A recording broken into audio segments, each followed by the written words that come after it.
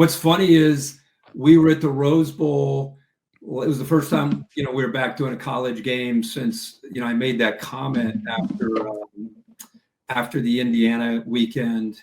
And I heard from people, wow, everyone's upset. I said, about what? I don't even know what happened? What was going on? And they said, well, you made some comments about Indiana. I was like, what are they saying? Well, you're an SEC. I said, when did I say anything about an SEC school?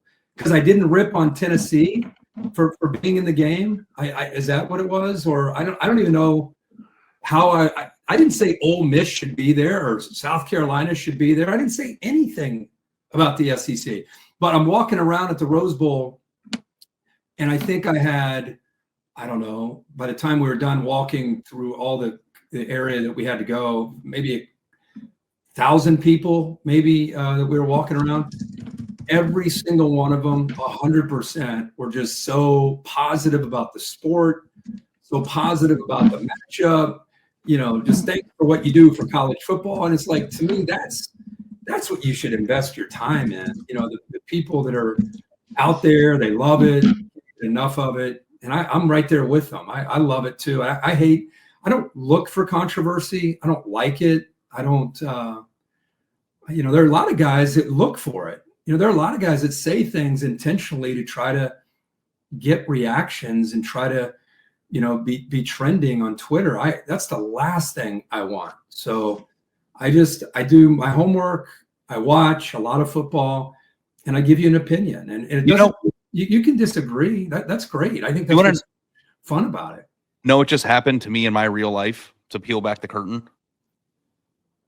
I got into trouble with my wife yesterday, and my wife said there are times where you're in this house where you're looking at your phone and your daughter will be calling your name and you won't hear her. Ooh. Or you'll be looking at your phone when I'm talking to you and you don't hear what I'm saying. You got to delete it. And you know what it is? It's Twitter mentions. Oh, yeah. And when I'm locked in on that, white noise. Like, I can't hear anything around me. And it broke my heart because it was like, wait, you're saying like my daughter's saying daddy and I'm not looking? And like, what message am I sending to my own kid when I'm like listening to some random dude call me an asshole for no reason? Yeah. And like, I think I've never been a person that has been like, I'm not going to read it. Like, I read all the comments when we were at the Athletic and we had comments on our stories. I read every Twitter. And I actually think that my New Year's resolution is going to be to stop listening to or stop reading the comments, because like, I don't want to be a miserable person in my own house. I would just tell you, I love your work. I've spoken just like a friend. I would just tell you to either turn mentions off or delete the app.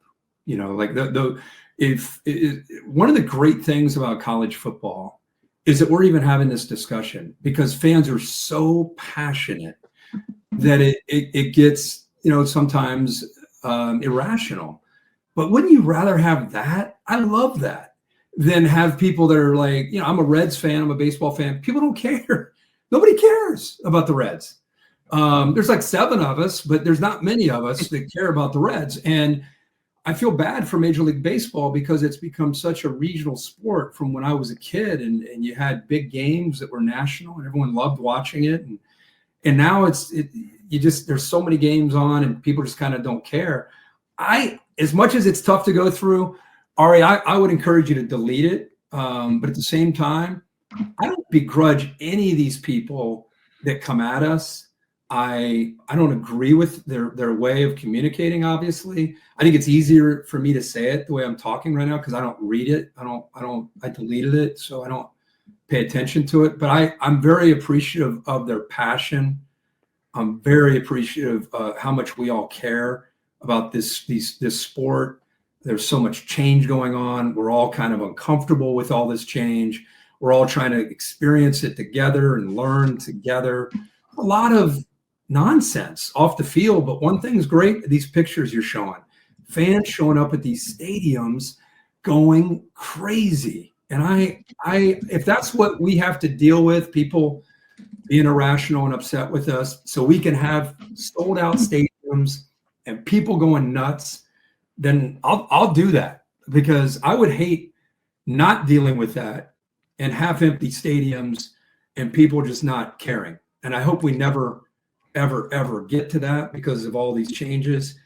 But I guess I've been doing it so long, it just doesn't bother me. And I guess hope people will understand. For me, I never have an agenda anything other than the sport.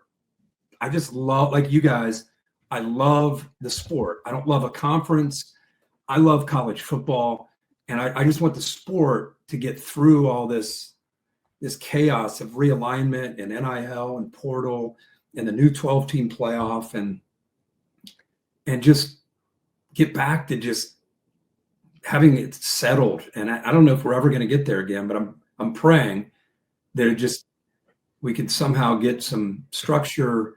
Maybe this rev share will help with that, and we can just celebrate the sport and not get so caught up in it. And one last thing, when I was talking about Indiana, and it was a bad example because I didn't have enough time.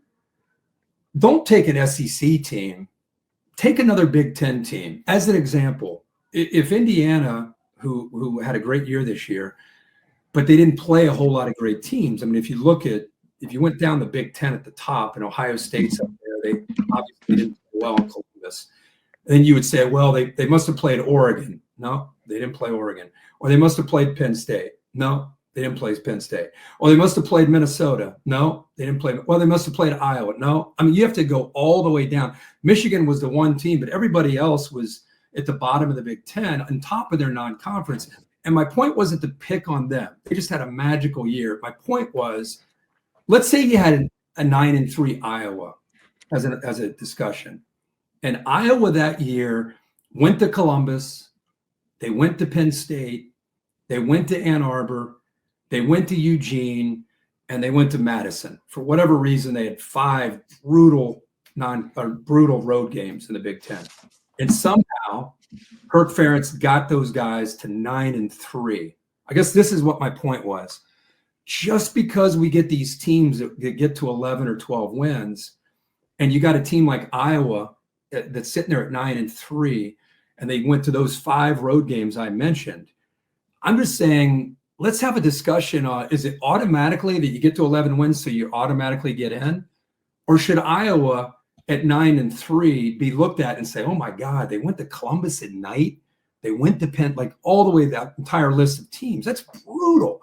And if the answer everyone's going to say is no, too bad, 11 wins is better, then what we're going to get to, if strength of schedule isn't a big part of this, where you play and when you play, if that's not going to be a part of this, then what we're going to get to is everybody's going to just basically dumb down the non-conference and play as easy of a schedule as you can and try to just get to those 11 or 12 wins. So by the way, I'm not saying Indiana wasn't one of the best teams. I'm just saying I felt like the logic behind them getting in was 11 wins.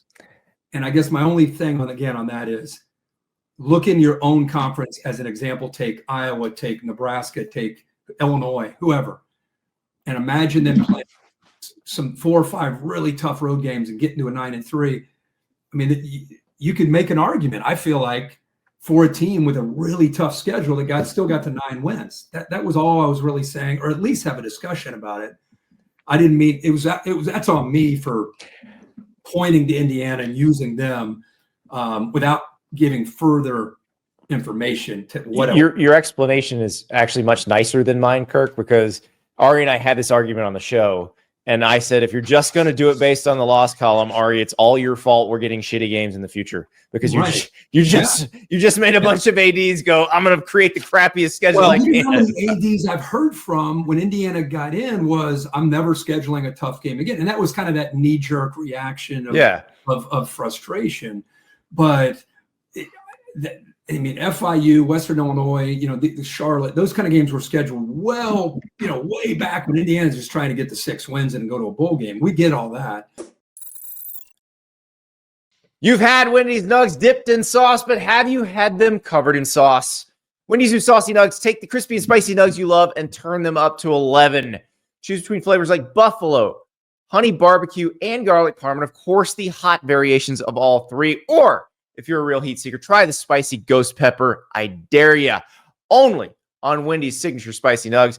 That's 7 delicious ways to try the nugs you already love. Pick a flavor, grab some extra napkins, and prepare to nug like you have never nugged before. For a whole new way to nug, it's got to be Wendy's at participating U.S. Wendy's. But I guess what we're saying is let's respect these teams that are willing to play in these late August, early September games. And, you're playing a heavyweight from the Big Ten or wherever.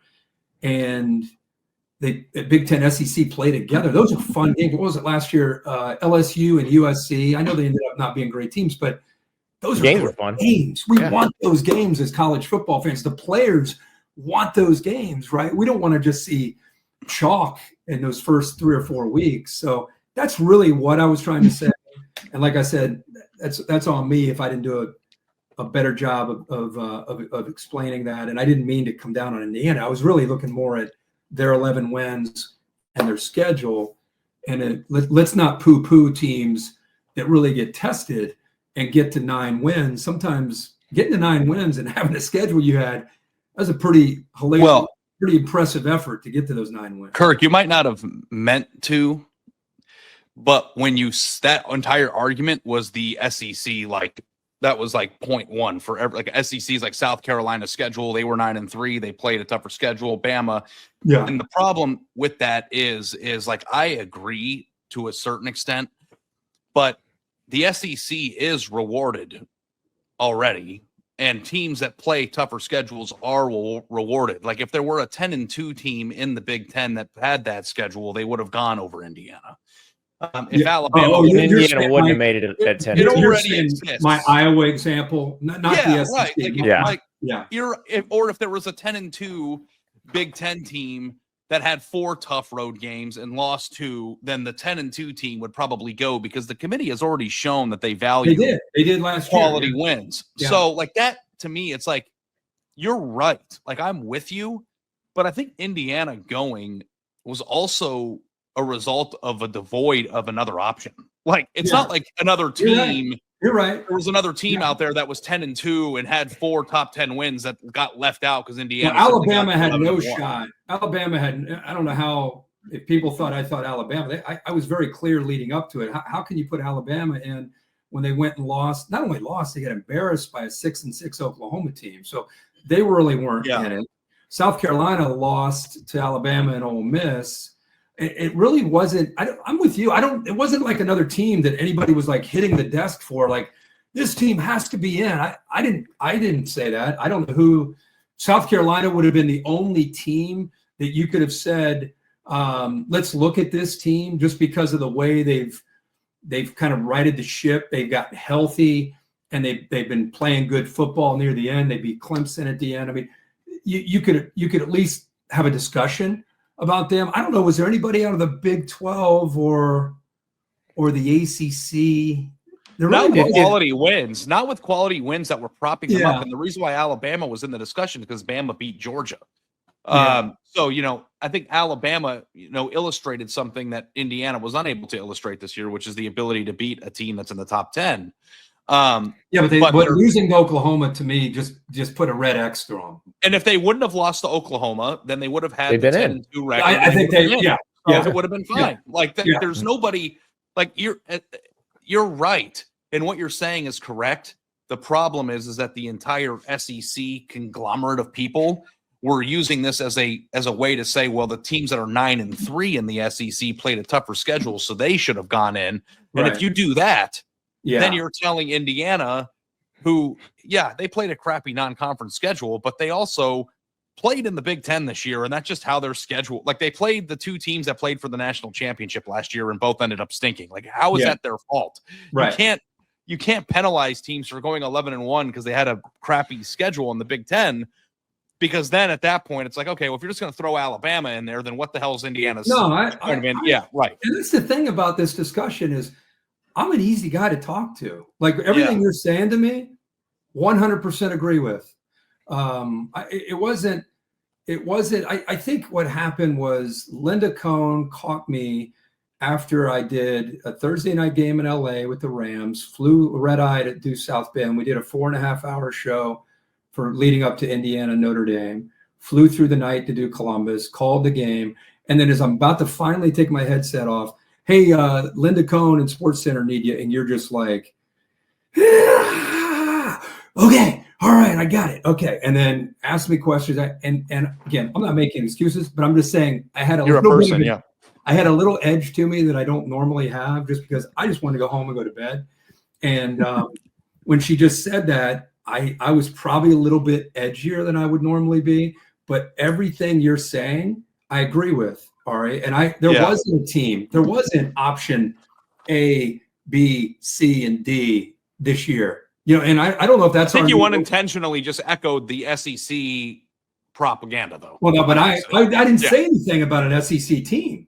I didn't say. It just sounded like it. It just sounded like what they were saying. That's why. That's well, why. okay.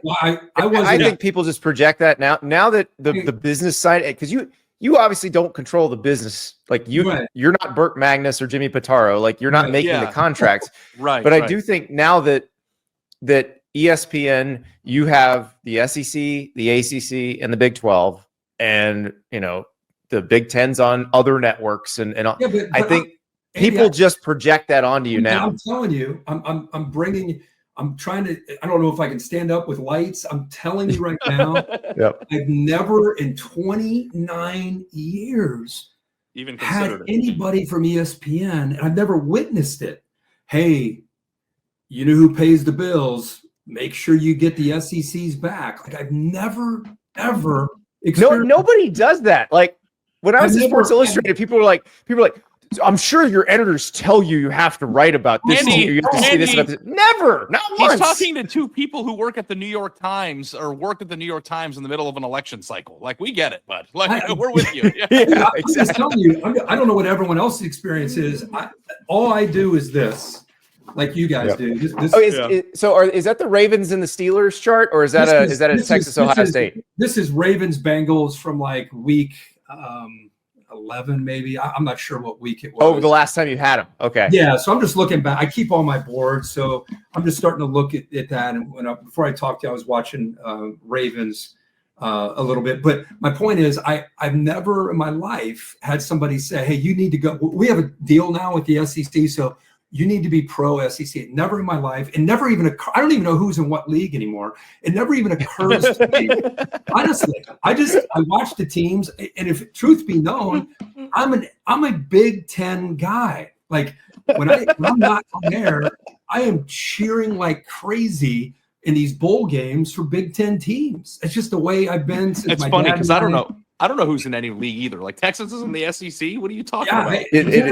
Exactly. Well, I went on Feinbaum the other day, and he was acting like there were no SEC teams left in the playoff, and I had to be like, Paul, in the SEC, and they're still in. Right. Like secretly, you know how proud and excited I am that you have Ohio State and Penn State and Notre Dame. Those are old school, other than Notre Dame, old school Midwest Big Ten schools. I mean, do you have any idea? Like, that's a thrill for me, because forever, and Andy knows this, and down in the South, they look in the Big Ten like we're second-class citizens when it comes to college football. So nobody understands this more than me. So I don't want to add to that perception in any way. But at the same time, the years the SEC is better, or they have more depth in their conference, I'm going to say that they do. And this is the year that the SEC in the postseason obviously did not have a great run. There have been years where they have had a great run.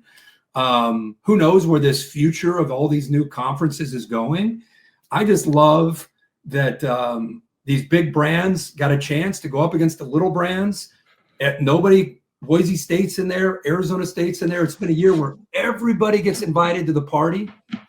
And the teams that have won, there's no subjective analysis. They've won on the field and advanced themselves to the Final Four. And I personally thought Boise State, so much about Genty. What are they going to do if Genty can't run? I thought I know the score got a little bit out of hand, but I thought they competed pretty well. Arizona State, you don't even have to say anything more about, down 24-8. I left our viewing area, went out in the Rose Bowl field, and we're out there for about 20 minutes, and someone said, Arizona State tied it up. I go, what? They tied it up? It was 24-8. And it was 24-24 by the time I got up to the booth to call our game. I'm sitting there watching in overtime. We started on ESPN2. I'm calling the Rose Bowl, and I'm watching the monitor, looking at Arizona State. I mean, Scatabo, what a story he was. And Dillingham did things differently. So anyway, there's more to life than the Big Ten and the SEC. I apologize if I've added to the perception that ESPN just loves the SEC, because we love college football. We love stories. And that's really not anything that's on our mind in any way. It's not like, again, oh, we have the SEC. So think about game day this year. I was so worried that when this new contract started, we would stop going to Big Ten games where I would like to be, and we would just do SEC games. That was a big concern of mine. And I talked with our bosses, Burke and those guys, about, hey, guys, we still got to go to the game of the week, no matter if it's Fox or CBS or NBC or us or whoever. And I'm really, really, really proud of this year, our bosses sending us to places like Cal and wherever else we went, when it was televised by other places, other networks, and we went. So if our agenda was just SEC, don't you think game day would just go to SEC games? I mean, we went to Big Ten games all year and promoted the hell out of them proudly. So I think that's kind of a reaction. I apologize if I was part of that. That's not my goal in any way at all. And well, that's why we're happy you're here, Kirk.